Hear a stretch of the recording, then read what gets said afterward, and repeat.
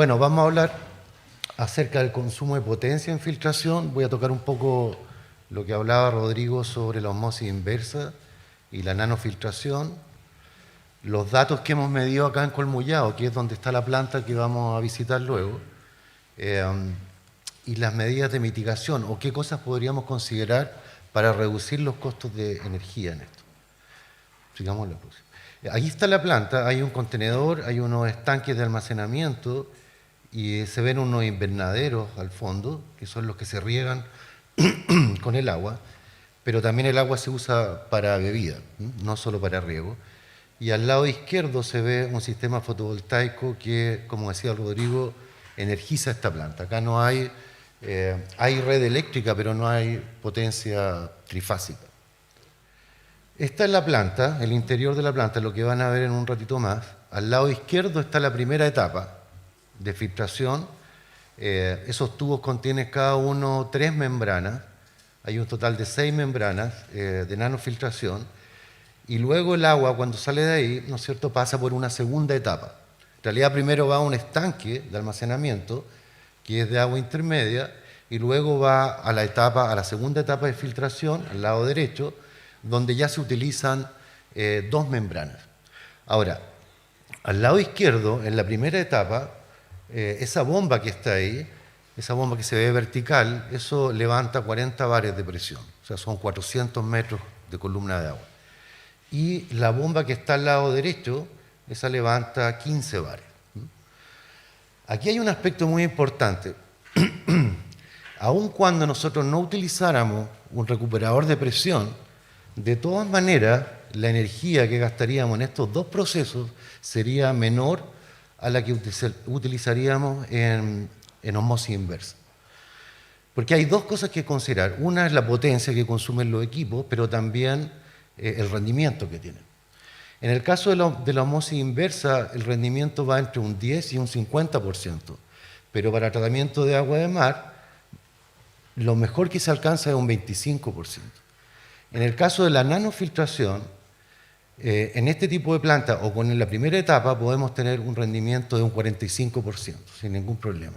Y en la segunda etapa podemos tener un rendimiento de hasta un 90%. En este caso, si nosotros pusiéramos como meta un 75%, ¿qué significa esto? Que si yo coloco un metro cúbico de agua y lo hago pasar por la primera etapa, ese metro cúbico de agua va a consumir una potencia igual al caudal por los 40 bares, ¿verdad? Y lo que va a producir de ese metro cúbico me va a quedar 0,45 veces el metro cúbico. Luego, cuando hago pasar por la segunda etapa, esos 0,45 metros cúbicos voy a tener que multiplicarlos por la presión, que van a ser 15 bares, ¿no es cierto? Y me va a dar algo como 6,7. 6,7 ¿qué? Del caudal por la presión. En total voy a tener un consumo de 46,7 o 47 caudal por presión. En cambio, la osmosis inversa habría hecho pasar ese mismo metro cúbico y habría consumido 60 veces Q. Eso es lo que habría pasado. Sin recuperador de energía. ¿Por qué hago énfasis en el recuperador de energía? Porque en osmosis inversa también tengo recuperador de energía.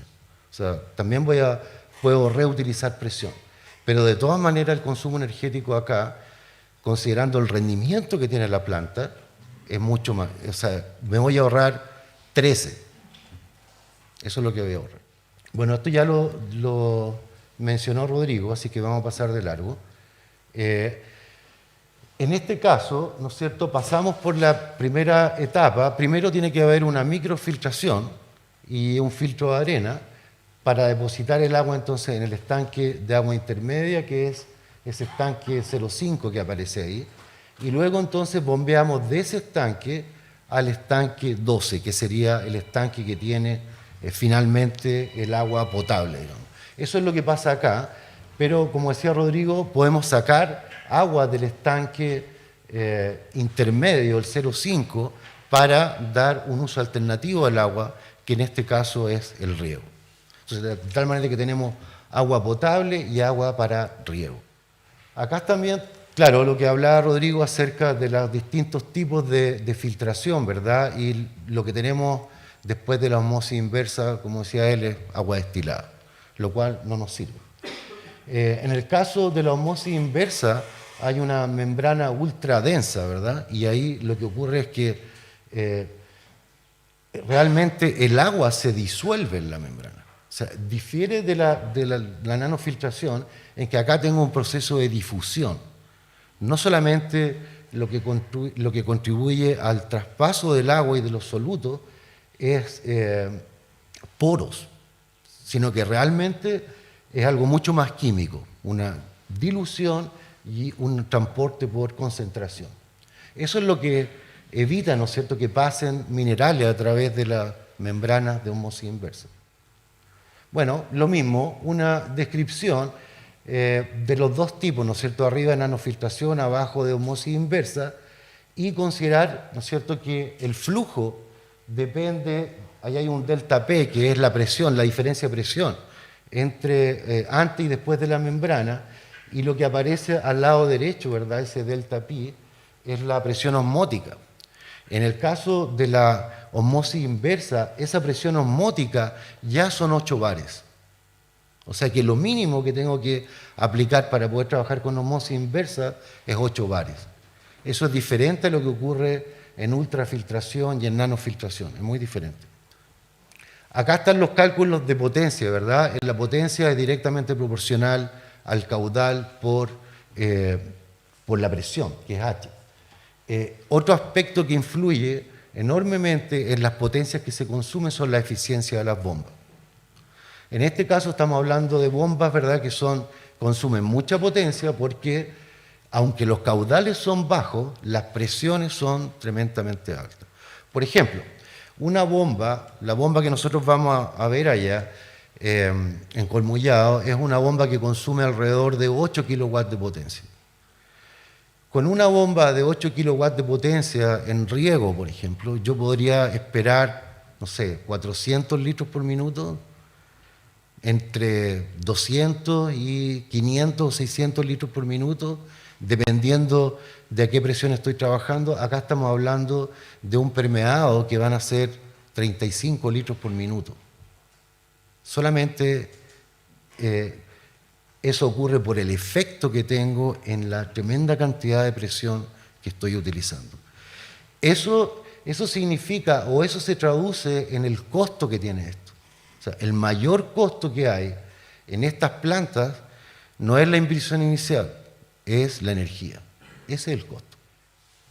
Aquí vamos a entrar en otra área que es muy importante, es la presión de trabajo. ¿Cómo yo puedo, por ejemplo, fíjense, el flujo, una de las curvas habla del flujo versus la presión. Claro, el flujo va disminuyendo a medida que la presión baja. O sea, lo que atraviesa la membrana va a aumentar a medida que yo aumento la presión. Siempre hay un límite, eso sí. No es llegar y aumentar la presión y aumentar el flujo.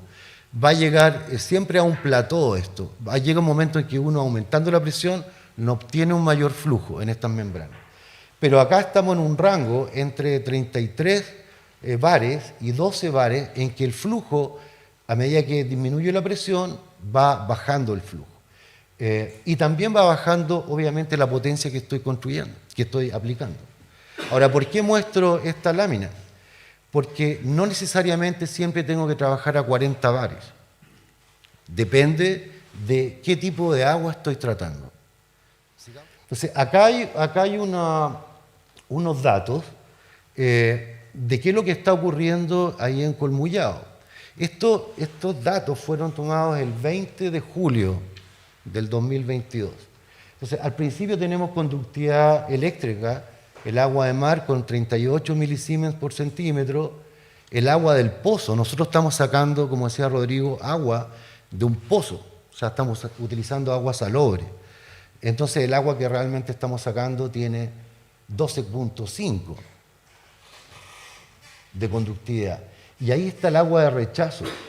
Eso es muy importante, el agua de rechazo tiene 25.7 de conductividad. ¿Qué significa eso? Que el agua de rechazo tiene menos sales que el agua de mar. Por lo tanto, si yo devuelvo rechazo al mar, estoy diluyendo la sal del mar en vez de concentrarla. Esto fue medido, como digo, el 20 de julio del 2022, cuando habíamos tenido antes 15 años de sequía.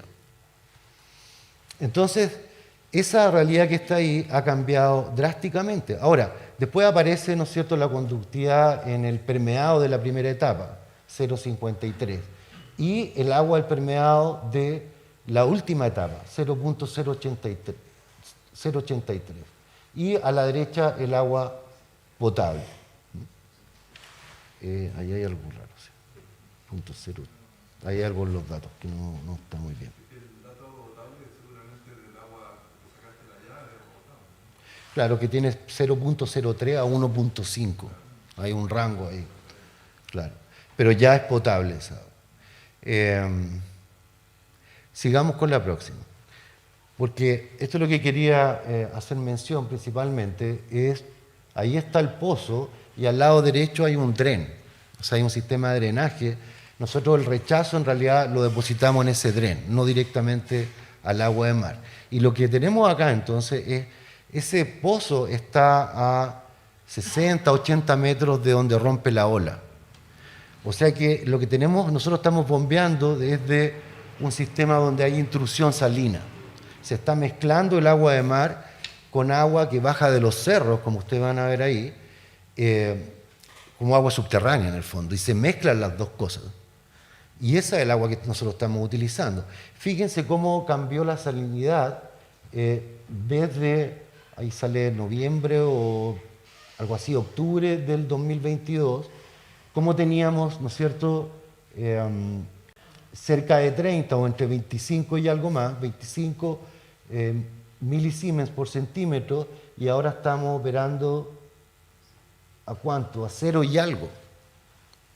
¿Y por qué? Porque, claro, empezó a llover, ¿cuándo? En agosto del 2022, tuvimos un año ligeramente lluvioso, pero este año ha sido fuera de serie, ¿no?